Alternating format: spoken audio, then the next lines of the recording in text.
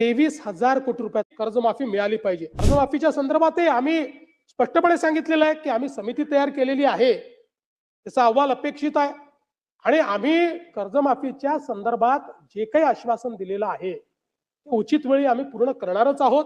शेतकऱ्यांच्या संदर्भात देखील अनेक गोष्टी या ठिकाणी सांगितल्या आणि मग हे सांगितलं की तुम्ही जो काही 1 रुपयात पीक विमा आहे ती पद्धत बदलली। खरं आहे, आम्ही बदलली। तर आम्ही पहिला प्रयोग केल्यानंतर आमच्या असं लक्षात आलं की 1 रुपयात पीक विमा आहे म्हणून अनेक लोक 3-3, 4-4 ठिकाणी विमा काढत होते। बीडची केस तर आपल्याला माहिती आहे की ज्या ठिकाणी जमीनच नव्हती त्या ठिकाणचे विमे काढले गेले आणि म्हणून आपल्या असं लक्षात आलं। आणि दुसरं, ही जी काही पद्धती होती या पद्धतीमध्ये पहिल्या ट्रिगरवर 25% पैसे मिळायचे आणि ते 25% पैसे मिळाल्यानंतर त्या शेतकऱ्याला असं वाटायचं की आता मला पूर्ण पैसे मिळणार आहे आणि मग लक्षात यायचं की सेकंड आणि थर्ड ट्रिगरच नाही आणि त्यामुळे 25%वरच त्याची बोळवण व्हायची। आणि म्हणून ही एकूण जी काही पद्धत होती ही पद्धत ट्रिगरची ही शेतकऱ्याच्या हिताची नाही, हे लक्षात घेऊन आपण त्या ठिकाणी ती पद्धत बदलली।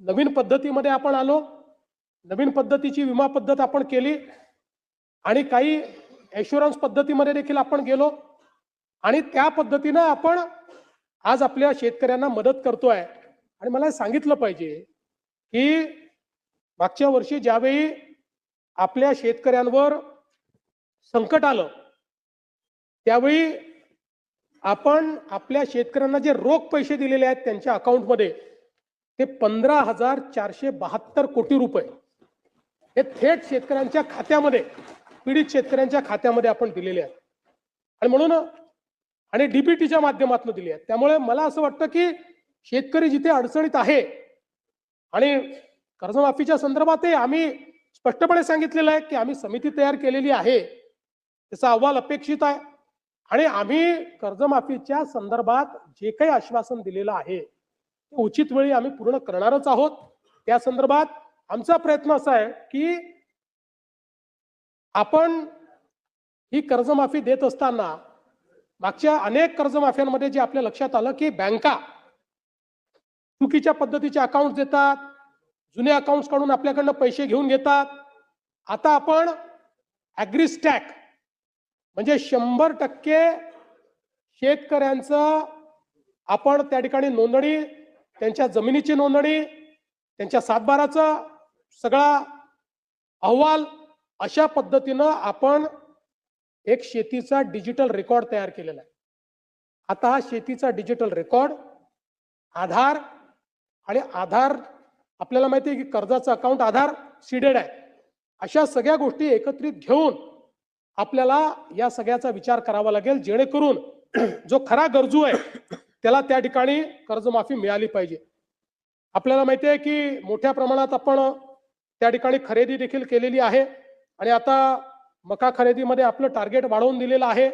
आपला प्रयत्न आता धान खरेदीची टार्गेट आपण वाढवून घेतो, त्याही संदर्भात आपलं बोलणं चाललेलं आहे।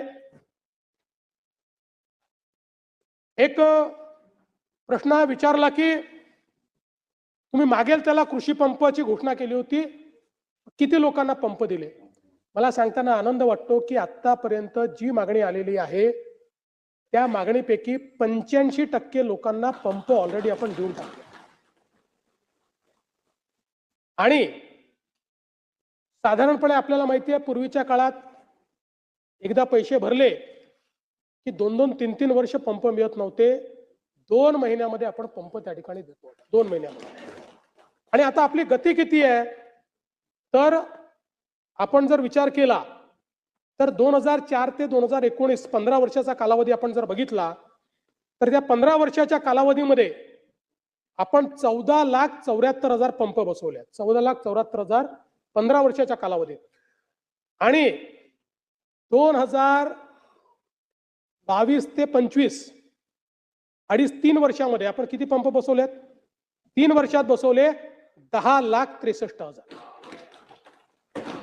ते 15 वर्षात 14,74,000 आणि 3 वर्षामध्ये 4 वर्ष 3.5 वर्ष समजा 3.5 वर्षात 10,63,000. त्यामुळे आणि आपल्याला माहिती आहे आपण तर आता एका महिन्यामध्ये 50,000 पंप बसवण्याचा Guinness book of world record मध्ये आपली नोंदणी ही त्या ठिकाणी झालेली आहे. आणि मला हे सांगितलं पाहिजे की आता ॲव्हरेज 40,000 पंप पर मंथ आपण त्या ठिकाणी लावतो. MSCDCLचं टार्गेट पूर्ण झालेलं आहे. कुसुंबीचं मेडाचं 2,80,000 पंप लागलेत. फक्त 33,000 पंप हे त्या ठिकाणी बाकी आहेत. आणि आपण जी काही त्या ठिकाणी शेतकऱ्यांना वीज बिल सवलत दिलेली आहे त्याच्या अंतर्गत मागील हे जे सरतं वर्ष आहे या सरत्या वर्षामध्ये वीज बिलाच्या सवलतीपोटी राज्य सरकारला 23,000 कोटी रुपयाचा खर्च आलाय.